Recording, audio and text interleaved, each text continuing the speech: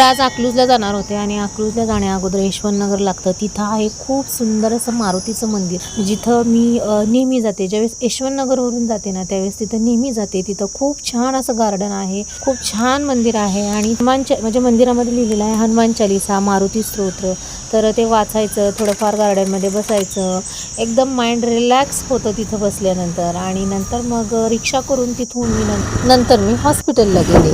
तर दवाखान्यामध्ये 1 तास वेटिंग करायचा होता, तर वेटिंगसाठी बसले आणि नंतर मग घरी आल्यानंतर फ्रेश वगैरे झाले आणि नंतर मग हा ब्रेडचा पुडा तुम्हाला दिसत आहे, तर हा आणलेला आहे आमच्या नंदुबाईंनी. आणि आता एवढ्या मोठ्या ब्रेडच्या पुड्याचं करायचं काय, तर मला चहा ब्रेड आवडतं म्हणून त्या खास माझ्यासाठी हा ब्रेडचा पुडा घेऊन आलेला आहेत. पण एवढा मोठा पुडा तर चहाबरोबर तर संपणार नव्हताच.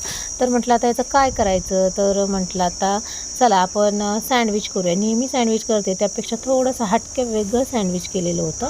तर बटाट्याची भाजी वगैरे करून घेतली, त्याच्यामध्ये लाल तिखट टाकलं नाही तर हिरवी मिरची टाकली. आणि ब्रेड खूपच मोठे होते ना, त्याच्यामुळे तेल त्याला भरपूर लागत होतं, म्हणजे कढईमध्ये तेल जास्त टाकावं लागत होतं.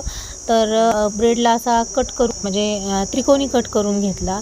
सँडविच करताना आपण नेहमी त्रिकोणी कट करून घेतोच. आणि ह्यावेळेस ब्रेड सँडविच करणार होते मी बेसनच्या पिठामध्ये थोडंसं मीठ, ओवा टाकला. आणि जी भाजी बटाट्याची केलेली आहे ना त्याच्यामध्ये विशेष असं काही टाकले नाही, जास्त काही टाकलेलं नाही. त्याच्यामध्ये हिरवी मिरची, आलं, लसूण आणि कोथिंबीर, हळद, मीठ आणि चाट मसालासुद्धा टाकलेला आहे. तर सँडविच खूप छान झालेलं होतं. आणि नंतर मग गेलो दत्त मंदिरामध्ये, दर्शन वगैरे घेऊन आलो आणि नंतर घरी आलो. चलो बाय.